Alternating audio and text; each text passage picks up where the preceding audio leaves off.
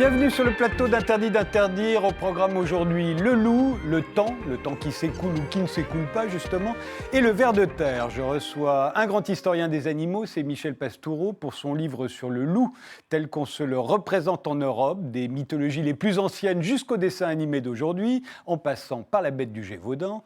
Et Pascal Bruckner pour son roman Un an et un jour. C'est un conte fantastique sur le temps, un sujet qui a toujours excité l'imagination. Et enfin Christophe Gatineau qui publie Éloge du ver de terre. Il va nous expliquer pourquoi il faut absolument changer l'idée que nous nous faisons du ver de terre. Notre avenir, dit-il, dépend de lui. Mais tout de suite, le style de notre époque, illustré par nos invités. On va commencer par vous, Pascal Bruckner. Vous nous avez apporté une photo très amusante. On va la voir apparaître. Pourquoi celle-ci ? Pourquoi celle-ci ? Parce que ça a trait à la folie du portable, dont nous sommes tous esclaves et victimes. Et donc là, c'est une grand-mère qui réunit ses petits-enfants et qui est ravie de leur visite. Et elle s'aperçoit qu'au bout de quelques temps, personne ne s'écoute, personne ne se parle. Et ils sont tous sur leur smartphone. Et c'est la grande maladie contemporaine, c'est-à-dire cette manière d'être ensemble tout en étant chacun isolé dans son monde. Ou ailleurs, tout simplement. Ou ailleurs, comme si le portable, c'était l'oracle, la Bible, la synthèse de tout ce qui se passe dans le reste, sur le reste de la Terre. Et les gens se font écraser parce qu'ils regardent leur portable en traversant la rue. Les amants, c'est tout juste, ils posent leur portable le temps de faire l'amour et ensuite pour retrouver en vitesse les nouvelles qui auraient pu leur arriver. Et donc voilà une conquête qui se convertit en calamité pour chacun d'entre nous et dont nous sommes tous, à laquelle nous succombons tous. Ouais. Enfin, à part ceux qui refusent toujours d'avoir un portable, il en reste. Il en reste, mais je pense que la bonne attitude, c'est de faire des diètes de portable et de le mettre dans un coin et de ne l'ouvrir que le soir pour ne pas en être esclave, parce que sinon c'est trop addictif. Il faut arrêter surtout de le toucher à tout moment. Je crois qu'on le touche à peu près 300 fois par jour, d'après les études. Oui, surtout à l'étranger où on va avoir des nouvelles de chez soi. Donc. Et vous, Christophe Gatineau ? Alors, une image tout à fait différente, en noir et blanc. En quoi est-elle représentative d'aujourd'hui pour vous ? Disons ça a plusieurs titres. Déjà, je suis né à côté de ce lieu, de cette plage qui se trouve sur l'île d'Oléron. En arrière-plan, il y a l'océan, en fait, et on connaît l'état des océans. Et l'état des sols, aujourd'hui, est un peu dans le même état que l'état des océans. Et puis, cet espace, en fait, c'est un désert minéral. C'est-à-dire que quand les sols vont rejoindre l'océan, parce qu'en fait, aujourd'hui, les sols sont en train de disparaître, et bien, il reste des cailloux, et sur les cailloux, les plantes ne poussent plus, tout simplement. Et il y a cet être humain qui est en hauteur, suspendu, avec... Voilà, c'est un peu la dernière note d'espoir, finalement. Et vous, Michel Pastoureau, un loup, un petit loup. Voilà, un jouet en peluche qui représente un loup. Ça dit beaucoup de choses sur ce que nos sociétés contemporaines font des bêtes sauvages et nos rapports avec ce monde qui est en train de disparaître. Et en même temps, ça renvoie à la façon dont j'aborde le monde animal, c'est-à-dire du côté de l'histoire culturelle, pas de l'histoire naturelle. Donc ce loup qui est très sympathique, il renvoie aux rêves, à l'imaginaire, aux représentations, et pas aux travaux savants des zoologues. Et il est très très loin de tous les loups qu'on a pu représenter au cours de l'histoire de l'humanité, dont on va voir un certain nombre d'exemples qui figurent dans votre livre. Là, c'est un loup totalement pacifié. Oui, probablement, plus un animal est stylisé et loin de ses formes véritables, plus il joue un rôle important dans l'univers des symboles et dans le monde des rats. Ah oui. Plus on stylise un animal ou un végétal, plus il fait partie de nos rêves. Le record du monde, ça doit être le cochon, qui n'a aucun rapport, quand on le représente dans le livre pour enfants, avec un porc véritable. Oui, effectivement, il est plus propre. Voilà. Et puis ce loup a des rayures. En tant qu'historien des rayures, il m'intéressait, des rayures rouges et blanches. Mais les rayures, si je vous ai bien lu, généralement, ça représente la mer dans nos représentations collectives, et cela depuis assez longtemps. Alors, c'est d'abord très péjoratif, une surface rayée dans les sociétés anciennes. Jusqu'au XVIIIe siècle, à peu près, tous les êtres négatifs ont un vêtement ou un pelage rayé. D'où les bagnards, après. Les bagnards. Alors, au XVIIIe siècle, à côté de la mauvaise rayure qui ne disparaît pas pour autant, la bonne rayure fait son apparition, celle de la liberté. La rayure de haute mer devient une rayure de bord de mer. C'est la plage, c'est les loisirs, c'est le monde du sport. Et aujourd'hui, on vit sur ce double code. Il y a la rayure ludique et sportive d'un côté et les passages floutés de l'autre qui sont des rayures très dangereuses.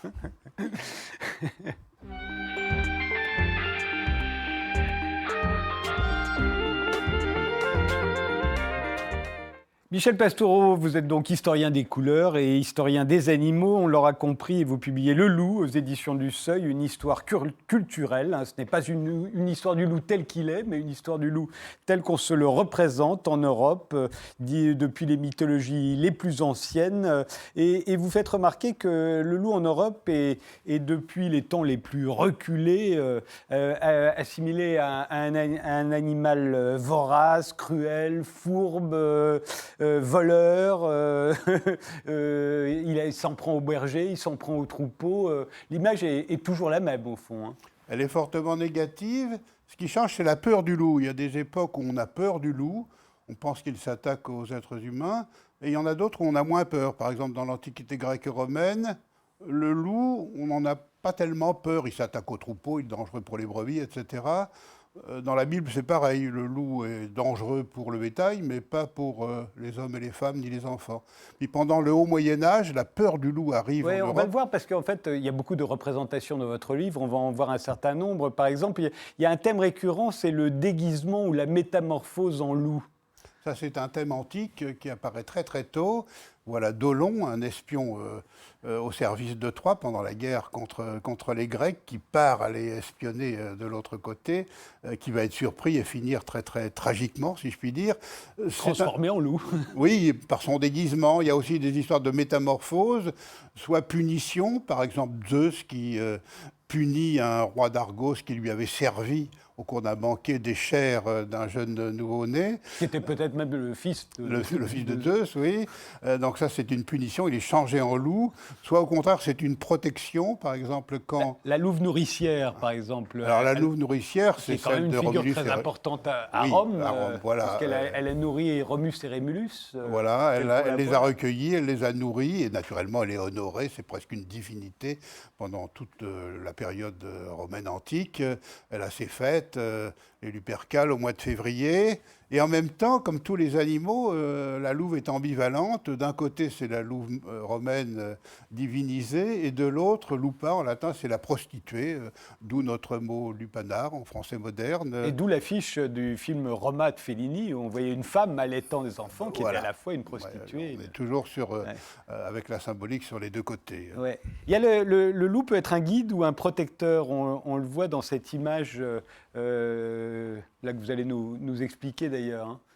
Là, on est dans le monde des emblèmes, donc c'est un morceau de la colonne Trajane, si je me souviens bien, célébrant les victoires de Trajan, enfin des armées de Trajan sur les Daces. Donc les peuples barbares ont des emblèmes animaux extrêmement nombreux, plus nombreux que les Romains. Et là, ils l'ont pris aux Daces, en fait. Hein. Oui, voilà, aux Daces, c'est-à-dire un peuple très, très à l'est européen. Et c'est une tête de loup, dragon. Il y a l'idée, chez ces peuples-là, de s'investir des forces de l'animal avant de partir au combat. Donc on mange de la chair de loup, on boit du sang de loup, on trouve la même chose. Oui, chez les Scandinaves païens, on trouve un peu la même idée avec le loup et avec l'ours surtout. Alors dans l'Église catholique, vous le disiez, le loup c'est l'ennemi de Dieu. Hein. Là, on n'est plus dans la Bible, on est dans l'Église, hein. On est au Moyen-Âge. Le loup c'est l'ennemi de Dieu, c'est une menace bien réelle pour les humains. Là, on voit sur ce vitrail, il y a un loup qui emporte un enfant. Hein. Voilà, donc c'est une des vedettes du bestiaire du diable. On lui reproche beaucoup de choses, notamment d'être un nocturne, de voir la nuit, ce qui est un grand péché au Moyen-Âge. Donc tous les nocturnes sont diaboliques, le loup, le renard, le chat, la chouette et quelques autres. Et c'est un voleur, c'est un rusé. Là, il est tout seul, mais en général, on lui reproche d'attaquer en groupe, en meute. Donc ça n'est pas courageux. Le sanglier et l'ours, qui sont aussi très négatifs, mais passent pour courageux parce qu'ils affrontent le chasseur au corps à corps, tout seul. Le loup, lui, il faut un groupe. L'homme est un loup pour l'homme, une phrase qu'on a beaucoup entendue, beaucoup commentée, qu'on attribue souvent à Hobbes d'ailleurs. En réalité, elle date d'une pièce de Plaute. Elle a été écrite au IIIe siècle avant Jésus-Christ, par exemple. Voilà, beaucoup de choses qu'on croit récentes, modernes, voire contemporaines, viennent de très très loin, hein, notamment des morceaux de phrases, des proverbes, des adages. Donc l'homme est un loup pour l'homme, ça remonte très très très haut, c'est repris par Saint-Augustin, c'est repris par Montaigne, c'est repris par... Bon, ça traverse les siècles. Au Moyen-Âge, au moment où l'Église catholique est farouchement anti-loup, il y a quand même Saint François d'Assise qui arrive à s'en faire un ami du loup. On le voit ici, c'est le... Voilà, c'est le fameux loup de Gubbio, une ville de Ombrie, qui terrorisait la ville et la région. François d'Assise arrive, il va parler au loup, il le considère non seulement comme un être vivant respectable, mais comme un frère, il l'appelle frère loup. Il lui demande de cesser de terroriser la ville, il lui dit qu'il comprend qu'il a faim, que les habitants vont le nourrir, et le loup obéit au saint, c'est le saint plus fort que la bête, et il devient la mascotte de cette ville de Mais Gubbio. c'est arrivé au fond, puisque le chien, c'est une évolution du loup, c'est le loup domestiqué. C'est ce qu'on pensait jusqu'à des dates récentes. Aujourd'hui, on n'en est plus tout à fait sûr. Est-ce que l'hypothèse, ce ne sera pas plutôt qu'ils aient un ancêtre commun, hein? C'est la Comme même... nous avec le singe, au fond. On croyait qu'on descendait du singe. Non, on est son cousin. Voilà, et cochon domestique et sanglier, c'est un peu la même idée. En plus, il y a beaucoup de débats à propos du chien. Est-ce que le plus ancien animal domestique, c'est le chien, ou est-ce que c'est le mouton? Est-ce que ça sert à quelque chose de domestiquer le chien tant qu'on n'a pas domestiqué le mouton, et ainsi de suite? Et le plus ancien animal domestique, c'est l'abeille, qui est domestiquée bien plus tôt, mais qui n'est que semi-domestique. Ah ouais. Alors, il y a pendant la féodalité, donc pendant le Moyen-Âge, il y a évidemment, on défriche énormément, donc le loup se rapproche des fermes et des villages. Le loup vient tout près des êtres humains. C'est aussi ça qui fait la grande peur du Moyen-Âge. Voilà, alors elle est de la fin du Moyen-Âge. Au Moyen-Âge central, la peur du loup recule. On a une période d'expansion démographique, économique, le climat va bien. Puis quand il commence à se dégrader à la fin du Moyen-Âge, tout le monde a faim, y compris les loups, ils s'approchent des villes. Ils entrent dans Paris en 1421, une année affreuse. Et cette grande peur du loup, donc, qui commence au XVe siècle, elle va durer jusqu'au XIXe siècle en Europe occidentale. Ouais. Donc c'est une peur de très longue durée. Les éthologues, les zoologistes, les écologistes aujourd'hui se demandent si les loups d'autrefois mangeaient vraiment les hommes, les femmes, les enfants. Ceux d'aujourd'hui ne le font pas, mais les loups d'aujourd'hui ne sont pas les loups d'autrefois, bien sûr. Et la vie de campagne n'est pas la même au XXIe siècle. Et il est attesté qu'effectivement, il y a eu de nombreuses attaques. J'ai un collègue de l'université de Caen, Jean-Marc Morisseau, qui a consacré une partie de ses travaux à ces attaques du loup sur l'être humain sous l'Ancien Régime. Elles sont nombreuses, bien documentées. Oui, le loup est un animal très dangereux jusqu'en plein XIXe siècle. Et alors, il y a le roman de Renard, grand récit du Moyen-Âge, et il y a un loup dans le roman de Renard, c'est Isengrin. Alors vous faites remarquer que Isengrin, il est plutôt stupide, tout le monde se moque de lui, donc ça voudrait dire que c'est une période où on a moins peur du loup. Voilà, c'est le Moyen-Âge central, on a moins peur du loup, la peur recule, la forêt recule, les défrichements gagnent pas mal de terrain, et donc le loup du roman de Renard, oui, il est ridicule, il est trompé par... Et là on voit, c'est un loup qui perd en tournoi, c'est Isengrin qui... Contre Renard, alors le goupil, qui est sur notre gauche, est en train de terrasser Isengrin, il est trompé par tout le monde, il est stupide, sa femme... Hersant et lubrique, se laisse couvrir par le renard, etc., etc. Ça souligne qu'on a peu peur du loup en ces XIIe et XIIIe siècles. C'est évidemment une des vedettes des fables de La Fontaine. Le loup, avant cela, il avait été une vedette des fables d'Ésope, mais les fables de La Fontaine, on les connaît. Ah non, d'abord, il y a le loup-garou, pardon, avant d'arriver aux fables de La Fontaine. Alors, le loup-garou, ça, c'est très intéressant, parce qu'il apparaît à quel moment, le loup-garou? Alors, il y a des traces dans l'Antiquité, mais il émerge vraiment au XIIe siècle en Europe occidentale, dans un certain nombre de Donc c'est l'homme, l'être humain, qui se transforme en loup. Hein. Voilà, c'est comme ça. On le voit sur cette gravure de Lucas Cranach, elle date du début du XVIe siècle. Là, oui. De manière nocturne, des hommes, parfois des femmes, deviennent loups la nuit en général et se comportent comme un loup sauvage, faisant des choses abominables, c'est ce qu'on voit sur la gravure.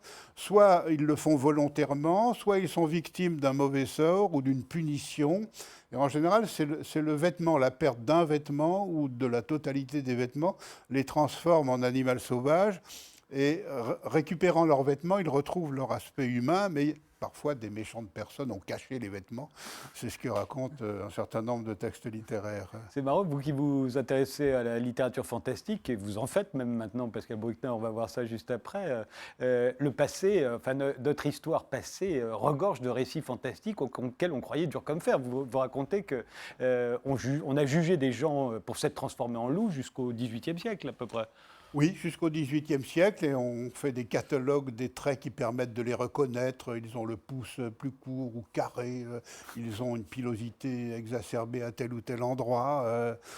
C'est pas le contraire de la réalité. Hein. L'imaginaire, ça existe, hein. Ça fait partie du réel. Hein, à pour l'époque, l'historien. le fantastique fait partie du réel. Oui, tout à fait. Et l'historien ne doit pas opposer l'imaginaire et le réel. Ça existe, l'imaginaire. On ne peut pas étudier une société sans étudier aussi son imaginaire. Mais oui, le fantastique revient aujourd'hui, en tout cas l'archaïque, à travers le film d'horreur ou le film d'épouvante. C'est un très bon symptôme des peurs de nos sociétés. Et en réalité, la modernité n'a en rien chassé les peurs anciennes, puisque le loup-garou, c'est un des thèmes récurrents du film d'horreur. Ce n'est pas les meilleurs d'ailleurs. Hein. En général, les effets sont assez grossiers. Le loup-garou de Londres, c'était bien. Oui, il y a des choses pas mal, mais c'est ça qui est étonnant, c'est qu'en réalité, on croit, la rationalité contemporaine croit avoir terrassé toutes ces représentations, et en réalité, elles sont là, intactes, et elles ressortent dans l'épouvante commune. Et toute l'histoire du loup aujourd'hui, enfin tous les luttes en faveur ou contre le loup, ressuscite aussi ce genre de oui, on va y arriver. Mais alors les fables de La Fontaine auxquelles je faisais allusion, là, le loup est omniprésent, le loup et l'agneau, évidemment. Les fables, les contes, voilà, un conte célèbre, le loup et les 7 chevreaux. Dans les fables, le loup est une des vedettes depuis la fable grecque, avec le lion, le renard, le rat, l'ours, un petit bestiaire comme ça central de la fable. Le loup en fait partie. Il n'a pas toujours le bon rôle, mais quelquefois, comme dans Le loup et l'agneau, par exemple, la raison du plus fort est toujours la meilleure, puis ça finit comme ça, et l'agneau est dévoré par le loup. C'est un enseignement... Et alors, évidemment, avec Le Petit Chaperon Rouge, qui est plus tardif, là, l'historien des couleurs se régale. Hein. Dieu sait si vous l'avez étudié, ce voilà, conte pour enfants. Pourquoi rouge Pourquoi Le Petit Chaperon Rouge est rouge? Et si on est honnête, on va trouver une dizaine d'hypothèses. Le rouge porté par les enfants pendant des siècles dans la vie des campagnes pour les repérer ou pour éloigner les forces du mal. Le fait que l'histoire dans les versions anciennes se passe le jour de la Pentecôte, un jour voué au rouge du point de vue des couleurs liturgiques. Ou bien simplement le fait que pour voir sa grand-mère, la fillette a mis son plus beau vêtement, et dans la teinturerie paysanne de village, il n'y a qu'en rouge qu'on fait des belles choses.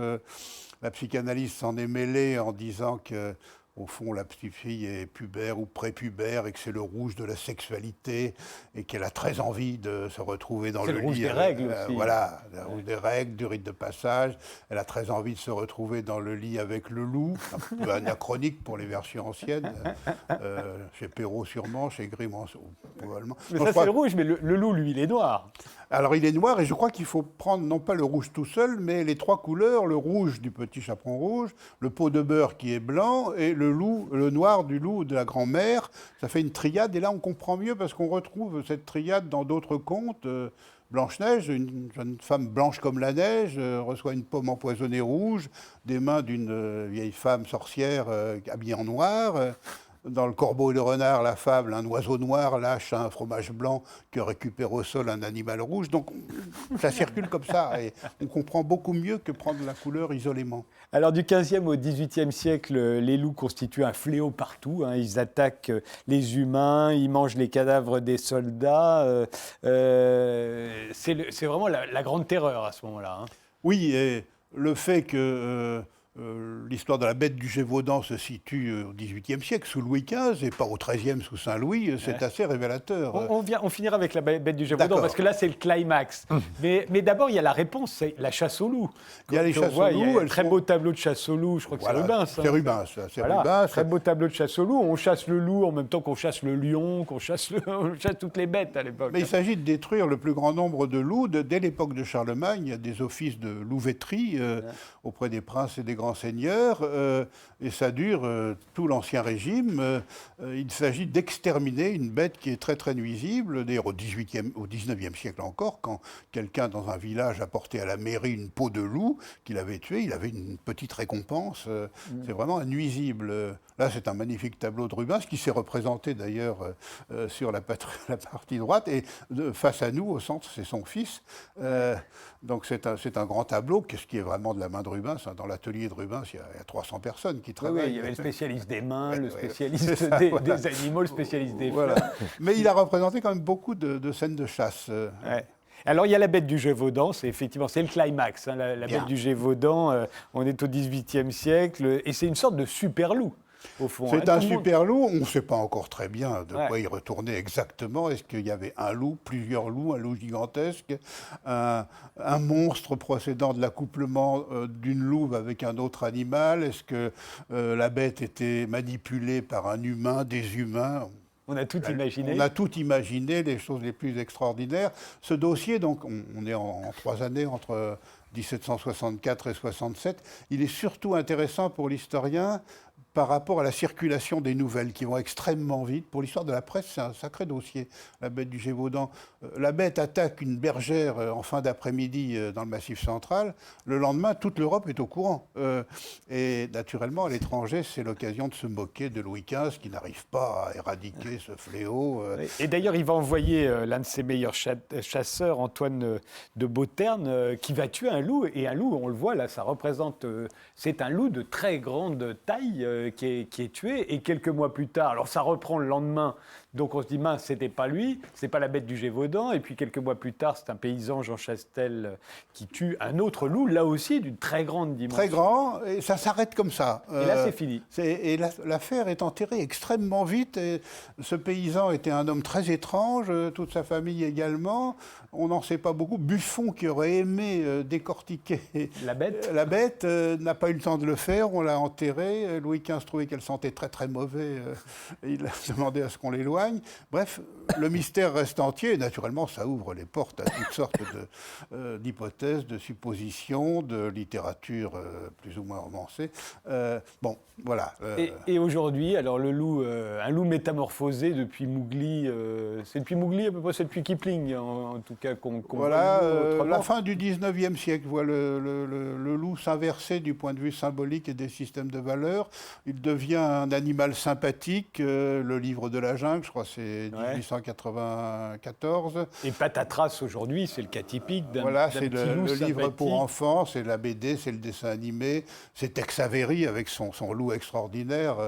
Lubrique. Lubrique, mais dans Le Petit Chaperon Rouge, revisité par Tex Avery en 1942, le loup Lubrique se fait donner l'adresse de la grand-mère par la fillette, et il a l'intention d'aller les violer toutes les deux. Il arrive chez la grand-mère et elle se révèle encore plus lubrique que lui. Elle lui fait très très peur. Et puis il y a les défenseurs du loup. Christophe Gatineau en fait partie, je crois. Oui, enfin, je fais partie des défenseurs du loup. Je souligne surtout qu'aujourd'hui, en fait, c'est compliqué, hein, l'histoire, Oui. l'histoire du loup, hein, notamment.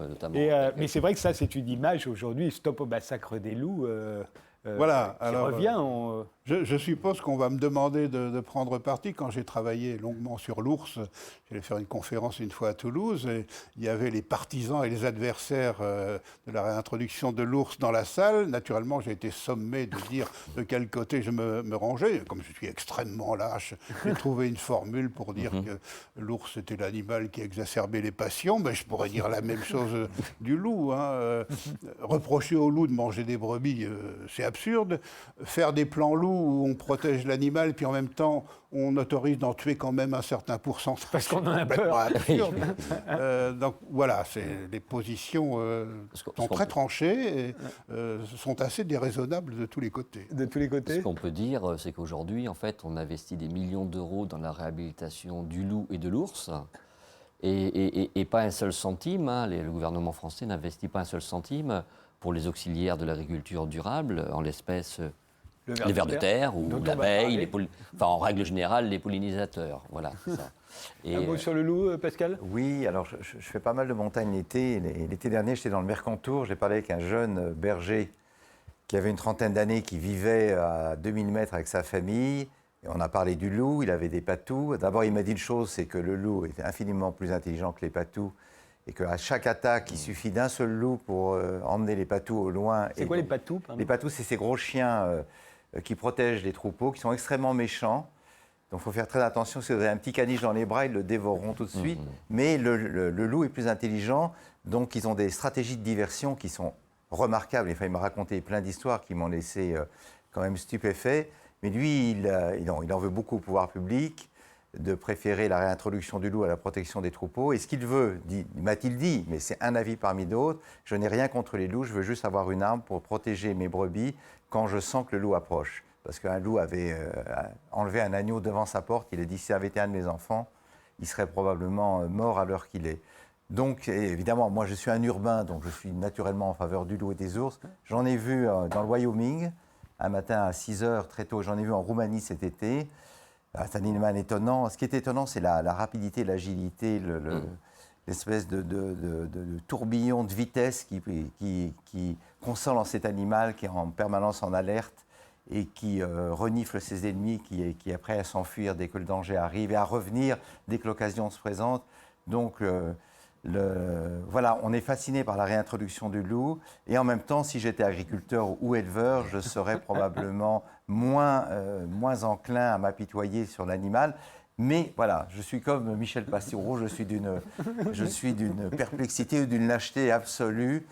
Le loup, une histoire culturelle, un livre de Michel Pastoureau qui vient juste de paraître aux éditions du Seuil. On fait une pause, on se retrouve tout de suite après.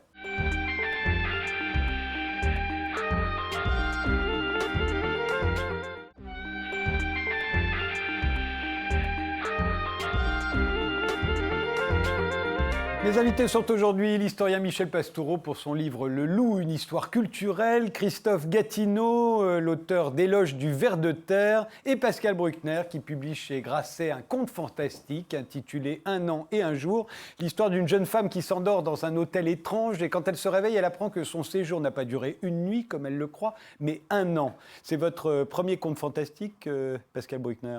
Oui, premier, je ne sais pas, mais oui, c'est un genre que j'aime beaucoup. Parce que je suis toujours fasciné par ce moment où la réalité prosaïque vacille et tout d'un coup on ne sait plus exactement où on est. Donc je trouve qu'au cinéma, dans la littérature, c'est... Mais dans la littérature, on a eu quelqu'un comme Marcel Aimé, par exemple, qui a beaucoup joué sur des histoires un peu surnaturelles, mais comme ça, dans un réalisme total ensuite. Hein. Oui, c'est ça. C'est-à-dire un homme qui franchit les murs, le passe-muraille, un autre qui se réveille un matin avec le visage d'un autre, c'était la belle image. Mais après, l'histoire est totalement normale. Vous avez joué l'idée d'aller à fond dans le fantastique. Elle se retrouve dans un hôtel immense, totalement délirant. C'est quelque chose qui n'est pas très français, d'ailleurs. Les anglo-saxons préfèrent ça. Voilà, moi j'aime beaucoup le nonsense anglais ou américain. Et effectivement, je pense qu'un conte fantastique, pour qu'il fonctionne auprès du lecteur, il doit emprunter des éléments à la réalité pour ensuite dérailler ou emmener dérailler complètement. Voilà, dérailler. Est-ce que c'est bien sage d'ailleurs de vous présenter à l'Académie française? Vous êtes candidat au renouvellement du fauteuil de Michel Déon. Au moment où vous publiez un conte fantastique un peu truculent, je me suis dit, ils ne vont pas vous prendre au sérieux. On aura la réponse bientôt. Oui. Je ne veux pas me prononcer là-dessus. Mais il y a une tradition française de la littérature fantastique. Il y a Maupassant, il y a Barbé d'Aurevilly, il y a Villy-l'Isle-Adam. Et on oublie un peu cette partie de notre tradition littéraire parce qu'on croit que c'est le naturalisme et le réalisme qui ont vraiment jeté les bases du roman français. Mais en réalité, en France aussi, et ailleurs en Europe, il y a toute une veine assez riche et qui fascine parce qu'on s'en veut toujours d'avoir été pris par l'auteur qui vous raconte une histoire en apparence absurde. Et en réalité, je trouve qu'il y a, quand c'est réussi, une assez grande séduction de ce type de récit. Alors, votre héroïne, c'est une jeune prof de maths de 26 ans que vous avez prénommée Jézabel. Ça n'est pas innocent. Elle prend l'avion pour Montréal. Elle va présenter au Salon d'horlogerie du Québec le prototype d'une montre que son père, qui vient de mourir, a fabriquée. Il lui a fait promettre de s'occuper de cette montre. C'était un ancien pasteur. Et alors, lui, il avait pour fantasme, en fabriquant cette montre, il était persuadé que Dieu avait inventé le temps pour punir les hommes, donc il voulait inventer une montre qui allait détruire le temps. Oui, voilà, donc lui, c'est un pasteur réformé très rigoureux de l'ancienne école qui admoneste ses fidèles et qui les menace des foudres de l'enfer s'ils arrivent en retard, par exemple, à l'office. Donc petit à petit, son église, son temple se vide et il est passionné par l'horlogerie, mais pas les montres de luxe futiles que l'on voit aujourd'hui, puisqu'il se rend avec sa fille à Genève. Il rentre dans les bijouteries de luxe et il se fait présenter les plus beaux modèles. Et une fois qu'il les a devant lui, son rêve, c'est de les briser à coups de marteau, parce que pour lui, c'est le domaine du diable. La montre est là pour indiquer aux hommes l'heure de leur châtiment suprême. Et donc, il essaye d'inventer une montre qui ne va pas donner l'heure, mais le détruire de l'intérieur. Et comme il est grillé auprès des grandes manufactures d'horlogerie du Jura ou de la Suisse, il espère que dans le Nouveau Monde, on va construire en série ce chronographe qui va lui permettre ensuite d'être connu et d'aider Dieu à réparer le monde. Alors, cela dit, elle prend l'avion et il y a une tempête de neige, elle est obligée de se poser aux États-Unis, dans le New Hampshire, et elle se retrouve dans un hôtel immense, totalement étrange. Ce qui est de plus étrange, d'ailleurs, à mes yeux, là où je me suis dit, tiens, ça c'est une bonne idée, ou plutôt c'est une très mauvaise idée, c'est que dans sa chambre, par exemple, il y a un panneau avec le nom de tous les gens qui ont séjourné dans cette chambre. Et c'est vrai que quand on voyage, on aime bien se dire qu'on est descendu dans tel hôtel, où était descendu tel roi ou telle star de cinéma. Mais si on nous mettait la liste des gens qui ont dormi dans le même lit, qui se sont lavés dans la même baignoire, ce serait sans doute un cauchemar. Oui, surtout qu'il y a des petites croix auprès de ceux qui sont morts. Ouais. Et elle voit une photo, une place vide, c'est sa propre photo qui sera probablement là le lendemain. Oui. Et elle se dit qu'elle est là vraiment pour très peu de temps et qu'elle n'a pas envie de séjourner longtemps dans cet hôtel. Et évidemment, on sent dès le début que l'hôtel est un peu habité par une sorte de malédiction. Mais on lui a donné la possibilité, dès la réception, de dormir sur un canapé pour repartir le lendemain. Elle n'a pas voulu. Et donc, elle a en quelque sorte elle-même collaboré à son propre malheur. Oui, puisque le lendemain, elle se réveille, on lui dit qu'elle est là depuis 1 an, et pas du tout depuis une nuit, et on lui présente la note qui s'élève à 96 990 $. Donc elle a le choix entre la prison ou rembourser sa dette, et pour rembourser sa dette, il faut qu'elle travaille pour cet hôtel, elle travaille quasiment de l'esclavage en fait.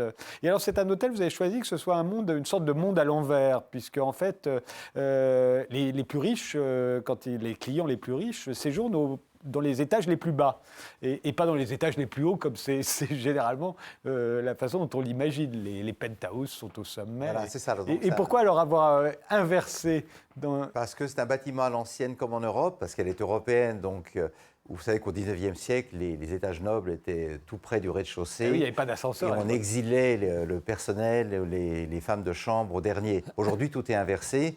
Tout le monde réclame un 6e, un 5e ou un 7e. Encore plus en Amérique du Nord, où effectivement, plus vous êtes haut, plus vous êtes puissant, plus vous disposez d'espace, plus vous surmontez la plèbe humaine. Et donc, pour elle, c'est l'inverse. Au 25e étage, elle est avec toutes les esclaves qui sont en réalité des prisonnières prêtées par les établissements pénitentiaires du comté et qui travaillent pour quasiment rien. Et au fur et à mesure qu'elle descend, elle est mieux rémunérée, elle rencontre des gens plus aisés, et donc elle espère ensuite gagner la sortie. C'est une métaphore de la condition d'otage. Moi, je suis fasciné depuis une dizaine d'années par ces gens qui sont kidnappés, que ce soit par les guérillas en Amérique latine ou par les djihadistes au Moyen-Orient. Et à chaque fois, on se dit, qu'est-ce que je ferais, moi, à leur place ? Comment je m'en sortirais ?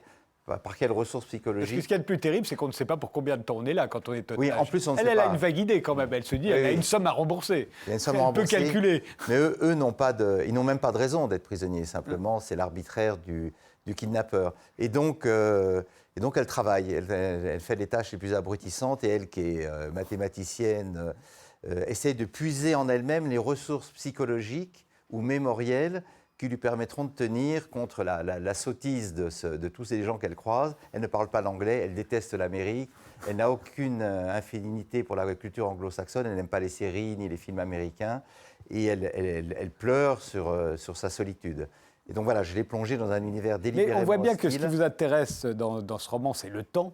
Hein, or, le temps, à la fois vous donnez 2 indices. Elle se réveille le matin, ça fait 1 an qu'elle est là, elle croyait que ça faisait une nuit. Et puis il y a cette montre censée détruire le temps qu'elle transporte dans ses bagages. Donc on comprend bien que c'est une histoire de temps. Ça a beaucoup obsédé tous les auteurs, aussi bien les romanciers que les cinéastes, et cela depuis longtemps. Or le temps, on sait bien tout ce qu'on a pu imaginer. Il y a l'éternité, ça c'est dans les mythes les plus ancestraux.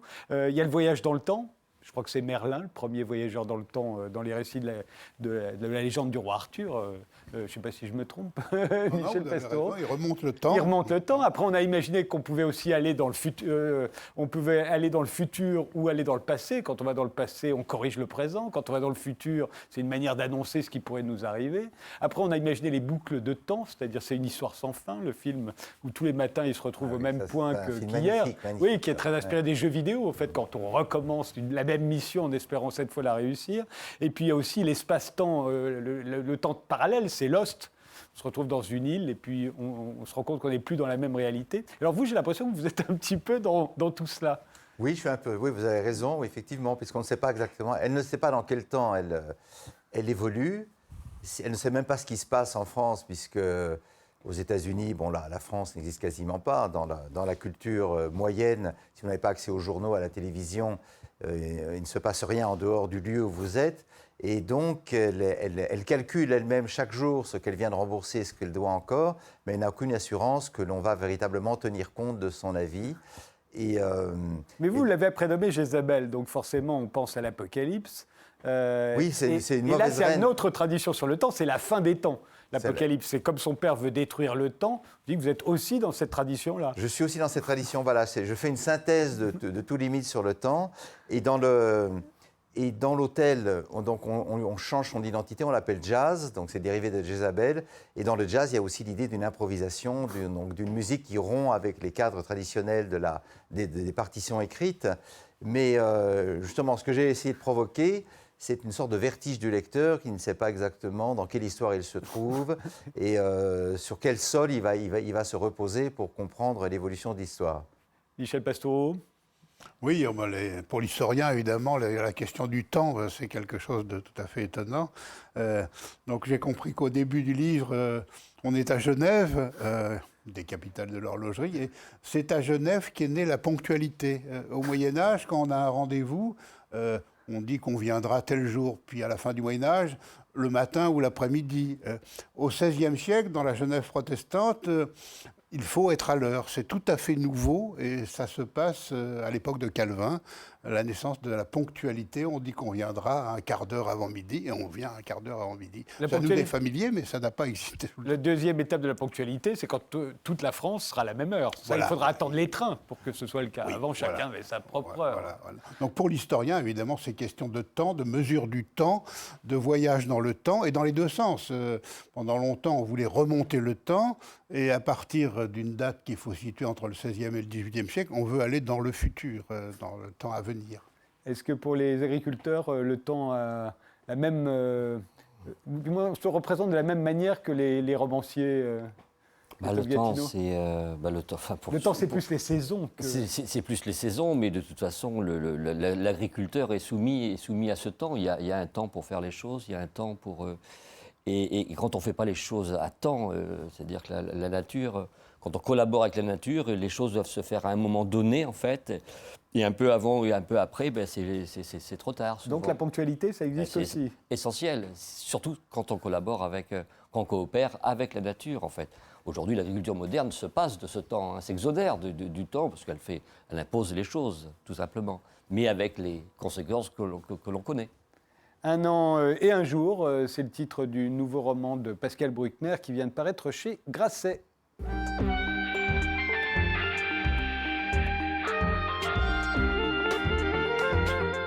Après le loup, après le temps, le ver de terre, avec Christophe Gatineau, qui est agronome, qui est agriculteur, et qui publie un éloge du ver de terre chez Flammarion. Notre futur, dites-vous, dépend du ver de terre. Alors je croyais que c'était les abeilles. Depuis quelques années, on était arrivé à nous convaincre que notre futur dépendait des abeilles. C'est Einstein qui l'avait dit. Non, en fait, c'est du ver de terre. En fait, les abeilles, les abeilles, finalement, on pourrait s'en passer. On ne pourrait pas se passer des pollinisateurs, ce qui est tout autre chose, en fait. C'est-à-dire qu'on a tellement résumé la question qu'on veut sauver les abeilles. Et quand les abeilles qu'on veut sauver, en fait, les espèces qu'on veut sauver, les sous-espèces, les races qu'on veut sauver, ce sont des races hybrides, en fait. Hein. C'est des espèces d'abeilles qu'on a fabriquées pour produire du miel, pour produire des grosses quantités de miel. Mais dans la nature, ces espèces, c'est même pas des espèces, ces sous-espèces, ces races n'existent pas, en fait. Les abeilles en France, c'est 1000 espèces d'abeilles. Et ces abeilles-là sont vraiment en danger. Un insecte sur 4, seulement en France, est un pollinisateur. C'est les pollinisateurs qu'il faut sauver. Après, le problème de l'apiculture, d'ailleurs, sauver les abeilles, c'est sauver l'apiculture. Là, l'exploitation, je dirais, professionnelle et commerciale des abeilles, c'est tout autre chose. Moi, je parle des insectes, des pollinisateurs, ce qui intéresse l'agriculteur, en fait. L'agriculteur n'est pas apiculteur, en fait. Alors, le ver de terre, en revanche, il est déterminant, dites-vous, hein, puisque c'est notre alimentation dépend de lui. Alors, quel pouvoir a-t-il, ce ver de terre? Eh bien, le pouvoir du ver de terre, c'est tout simplement... bien sûr, on simplifie toujours. Hein, le ver de terre, c'est le symbole d'un système. Alors, symbole d'un système et dans un système cultivé, parce que l'agriculteur cultive des zones de la nature qu'il a domestiquées, en fait. Il peut représenter jusqu'à 80% de la masse des êtres vivants qui fabriquent la nourriture pour les plantes. Donc, c'est pour ça qu'il est essentiel. Et si on ne fabrique plus de nourriture pour les plantes, si le ver de terre est absent, il ne fabrique plus de nourriture, cette nourriture, il faut l'importer sous forme d'engrais chimiques et sous forme de... Oui, en fait, le ver de terre fait gratuitement un travail depuis des millénaires que les engrais aujourd'hui, ou du moins que la chimie fait également, mais pas dans les mêmes conditions. Entre autres, je dirais, si on veut trouver je dirais que aujourd'hui, le ver de terre, c'est l'architecte des sols. Hein. C'est lui qui rend cohérent l'écosystème. Ce qu'on peut dire, c'est que quand ce ver de terre disparaît, c'est tout un système qui a disparu, qui s'est effondré, et généralement, c'est là où commence l'érosion. Alors l'érosion, c'est tout simplement le sol. Hein. Le sol, c'est une matière qui s'est construite au fur et à mesure avec le monde animal. Et quand cette matière s'en va rejoindre justement les océans, comme je parlais en début d'émission, il reste un désert minéral, on pourrait appeler ça un sol lunaire. Et c'est ce qui est en train de se passer en ce moment pour un quart des sols européens. Ce qui pose le problème direct de l'alimentation. C'est l'auxiliaire le plus précieux d'une agriculture durable et économe, forcément, en énergie. Oui. Parce que la particularité de cette bestiole, quand on dit le ver de terre, je veux dire, il y a 150 espèces de vers de terre. On en voit d'ailleurs des très différentes derrière vous. Ah, absolument. Donc moi, je suis vraiment intéressé aux lombriques terrestres. Alors pourquoi je suis intéressé aux lombriques terrestres? Parce que Charles Darwin et déjà ses prédécesseurs, enfin, il y avait des chercheurs allemands qui avaient travaillé déjà au début du 19e siècle, particulièrement sur cette espèce, parce qu'elle fascine un petit peu le monde scientifique. Et Charles Darwin est le scientifique qui, pendant 40 ans durant, l'a étudié. En 1880, il consacre un livre entier au ver de terre. Le ver de terre que, par ailleurs, personne ne voit, auquel personne ne fait attention. Tout le monde s'en fout, encore aujourd'hui, d'ailleurs, vous allez nous le dire. Mais Darwin, qui est quand même un génie, lui, écrit « Rôle des vers de terre dans la formation de la terre végétale en 1881 ». Oui. Et lui-même dit à peu près la même chose que ce que vous dites aujourd'hui. Il dit que si on s'apercevait de l'importance qu'ils ont pour nous, on n'en reviendrait pas, quoi. J'ai plutôt envie de dire, hein, si vous voulez, je dis ce que disait Darwin. En fait, je ne peux pas cette prétention cette prétention. Non, je crois que c'est lui qui fait ce travail, qui s'acharne pendant 40 ans à chercher. Et qu'est-ce qui le motive, en fait? C'est qu'il s'étonne en permanence de l'intelligence de cette bestiole qui, sur le fond, semble stupide. Hein, voilà.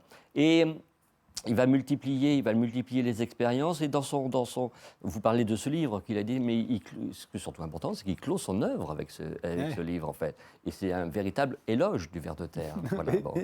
Et alors, comment c'est quand même incroyable, c'est que le ver de terre, en dépit de Charles Darwin, et en dépit de l'importance qu'il peut avoir, non seulement on ne le protège pas, mais on ne s'y intéresse pas. C'est-à-dire que vous-même, on vous a rien enseigné sur les vers de terre durant vos études. Absolument. Personne ne parle jamais du ver de terre. En gros, le ver de terre, c'est comme s'il nous servait qu'à les pêcher, quoi. Oui, mais disons, pendant des siècles, on considérait surtout que c'était un parasite des cultures, c'est-à-dire qu'il mangeait les racines des plantes. Et donc, pendant des siècles, dans tous les bouquins d'agronomie, autant on peut trouver des choses extrêmement intéressantes sur la collaboration avec avec la diversité biologique, mais le ver de terre est vraiment un parasite qu'il faut absolument combattre. Michel Pastoureau, l'historien des animaux, a-t-il une explication? Pourquoi on se fout totalement du ver de terre? Parce qu'on ne sait pas le classer, on ne sait pas le voir, on a du mal à l'étudier. Dans les livres de zoologie ancienne, il y a une catégorie très large qu'on appelle les vers, vermes en latin, où il y a les larves, les insectes, les mollusques, les batraciens, les crustacés, les petits rongeurs. Tout ça, c'est un magma, et ce sont les animaux les moins connus. Ouais. Oiseaux, poissons, mammifères, dans nos catégories, on les connaît mieux, mais les petits... L'invention du microscope au début du XVIIe siècle permet de mieux étudier les insectes et l'entomologie devient une science particulière. Mais le monde de la vermine souterraine, si je puis dire, ça... Or, Darwin l'expliquait, et vous l'expliquez de la même manière, Christophe Gatineau, nos sols sont fabriqués en permanence par des intestins, ce qu'on appelle aujourd'hui l'écosystème intestinal, hein, d'ailleurs. Oui, oui. Et c'est le ver de terre qui est au centre du système, et c'est en particulier l'intestin du ver de terre. C'est l'intestin du ver de terre, c'est-à-dire que l'intérêt de ce ver de terre, et notamment du lombric terrestre, hein, parce qu'en fait il y a des espèces, c'est-à-dire entre un ver, ce qu'on appelle aujourd'hui un épigée, c'est-à-dire un ver de terre qui ne vit pas dans la terre mais à l'extérieur de la terre, mais qui fait partie de la même famille avec un lombric terrestre, il y a autant de différences sur le plan comportemental, hein, simplement comportemental, qu'entre un éléphant et une souris, hein, finalement, parce que mon lombric terrestre, aujourd'hui, la science reconnaît qu'il vit non pas dans une galerie, mais dans un terrier, par exemple. Charles Darwin avait mis lui-même, au XIXe siècle, mis en évidence qu'il va, dans ce terrier, il peut l'aménager avec des feuilles, etc. Et puis, au fond de son terrier, qui peut être variable, généralement, il va le construire au niveau des argiles. Il aime bien l'argile, en fait, comme matériau. Il va construire une sorte de cavité, ce que lui-même définira comme une chambre. Et sur le sol de cette chambre, en fait, à la surface, il va récupérer des petits cailloux, des graines, etc. Il va tapisser le sol de sa chambre pour pouvoir s'y reposer. Et ensuite, il y a eu des travaux au niveau de l'INRA, notamment Marcel Béboucher, qui était directeur de recherche à l'INRA et qui a aussi écrit un ouvrage, c'est des vers de terre et des hommes, et qui précisera qu'il va aussi le ver de terre va aussi construire le lombric terrestre des étages où il va stocker, entreposer de la nourriture. Et sa particularité, surtout, c'est en période de disette, soit il se repose, soit il met... Alors, comment se fait-il que cet être aussi intelligent, puisque Darwin le considère comme très intelligent, qu'on trouve très beau d'ailleurs, hein, quand on le voit là, toutes les images qui passent derrière vous sont magnifiques, c'est très très beau, un ver de terre. Comment se fait-il qu'il disparaisse autant? Alors, on a accusé le tracteur. Ce serait depuis qu'on laboure les sols en profondeur que vous dites que oui, en partie, mais pas seulement. De toute façon, le travail de la terre, je veux dire, a toujours un impact négatif dans tous les cas de figure. Je veux dire que l'agriculture, c'est une science du compromis, hein, finalement. Je crois que la première cause de l'effondrement, en fin de compte, mais c'est du ver de terre, mais c'est de la diversité biologique. Hein. Je crois qu'on ne peut pas détacher le ver de terre de la disparition des insectes, par exemple. Donc, c'est la chimie, ce sont les engrais, ce sont les pesticides. La famine, en fait. Hein. C'est-à-dire que les vers de terre meurent de faim. Alors pourquoi? C'est très simple. Jusque dans les années 1950, les agriculteurs nourrissaient leur sol, en fait. Hein. Donc, ils nourrissaient leur sol. En nourrissant le sol, en fait, ils nourrissaient les vers de terre et toute la vie. En fait, c'est la matière vivante, cette matière biologique qu'il faut absolument nourrir. Et quand on a basculé de cette agriculture organique en agriculture chimique, on va là non plus nourrir toute la vie, on va nourrir simplement les plantes que l'on mange, en fait. Le ver de terre. Le ver de terre, il s'est retrouvé, vous savez, ces petites granules d'engrais chimiques, en fait, de ce qu'on appelle de NPK, en fait, petites granules qui ressemblent à des granules homéopathiques. Bon, c'est sûr qu'ils ne pouvaient pas les digérer, ça ne représentait pas de la nourriture, et en fin de compte, la plupart... Et il ne s'est pas adapté? Restons darwinien, il y a de l'adaptation. Il y a de l'adaptation, mais il faudra sûrement un certain moment, mais c'est vrai qu'il fonctionne un petit peu comme nous. Je veux dire, quand on a l'estomac vide, en fait, on est peu enclin à se reproduire, surtout à durer longtemps, hein, parce que le ver de terre dont je parle vit quand même 8 ans. Ouais. Et sa sexualité, comment? Il vit 8 ans, il arrive à maturité sexuelle à 9 mois, et en fait, sa sexualité, elle est relativement simple et en même temps assez étonnante, puisque il s'accouple toujours avec son voisin de palier. Voilà. Quelle drôle d'idée. Pratique. Voilà. Moi, c'est toujours ce que je dis, c'est pratique finalement. Bon, Nous, on s'accouple au bureau. C'est pas plus bête de s'accoupler avec le. voilà, il s'accouple avec son voisin de palier. C'est vrai Pourquoi qu'en avec général, son voisin les de humains- palier? Pour une raison toute simple, c'est-à-dire quand il s'accouple sur le sol, donc il a la vue de ses prédateurs, donc il s'accouple au petit matin, c'est-à-dire qu'il craint les rayons du soleil parce que sa peau, il respire par la peau, par sa peau, donc sa peau doit rester constamment humide. Et donc, dans l'herbe fraîche, moi je dis qu'il a besoin de bander son corps, voilà. C'est-à-dire il sort et il reste toujours accroché à l'entrée de son... C'est-à-dire que sa queue, c'est pas une queue, c'est l'extrémité de sa queue, c'est son anus en fait. Il reste en contact avec l'entrée de son terrier, donc il s'étire, il bande son corps au maximum et il va s'accoupler. S'accoupler, ça dure finalement assez longtemps. Et moi, je crois que c'était une découverte pour moi parce que je les ai observés. Bon, il n'y a pas grand-chose à voir finalement. Ils sont là, ça dure assez longtemps. Pour ça, il n'y a pas beaucoup de films animaliers sur les vers de terre. Sur les vers de terre. Pourtant, Dieu sait s'il y en a des films animaliers. En revanche, dès que vous les effleurez, ils se détendent comme un élastique. Et ça, c'est probablement c'est un des éléments qui fait que j'ai écrit et je me suis intéressé beaucoup plus au ver de terre jusqu'à écrire cet éloge. Comment cet animal qui est plus ou moins larvaire, enfin, je veux dire, qui se déplace difficilement, lentement, qui vit dans la terre, tout d'un coup, simplement de l'effleurer, il se détend vraiment. Voilà. L'autre chose que j'ai pu vivre avec un ver de terre, parce que difficile d'échanger avec lui, il n'a pas Dieu. Enfin, je veux dire, la seule chose qu'on pourrait dire, lui, c'est son système sensoriel est surtout centré sur les papilles gustatives. Il choisit sa nourriture, etc. Et l'autre moment, un matin, j'aperçois un lombric terrestre et bon, voilà, et j'aperçois qu'il avait quelque chose dans la gueule en fait. Et je le prends et je m'aperçois que c'était un petit brin d'herbe en fait qu'il avait dans la gueule. Je trouvais ça fantastique. Et j'ai voulu lui prendre son brin d'herbe et au moment où j'ai voulu lui prendre, il a serré les dents, mais il n'a pas de dents, mais il a serré la bouche et il a un petit moment de recul. Ça a duré un millième de seconde, mais... Et alors, qu'est-ce qu'il faudrait faire? Parce que c'est quand même... le ver de terre, évidemment, il n'a aucun droit de tous les animaux. Il n'existe pas, dans la loi, il n'existe pas. En fait, il y a des animaux simplement. qui ont des droits, Lui, aucun. d'autres en ont moins, lui, il n'en a aucun. Il n'existe pas, en fait. Voilà, on ne le protège pas comme on protège le loup, comme on protège les abeilles. Encore, les abeilles, à côté des loups, ont très peu de droits. Aujourd'hui, l'État n'investit rien, en fait, pour les sauver. Alors, le ver de terre, lui, il est totalement... Transparent, voilà, c'est ça. Donc, qu'est-ce qu'on peut lui souhaiter Je crois que la meilleure chose qui pourrait lui arriver, c'est que le législateur lui reconnaisse le droit à exister.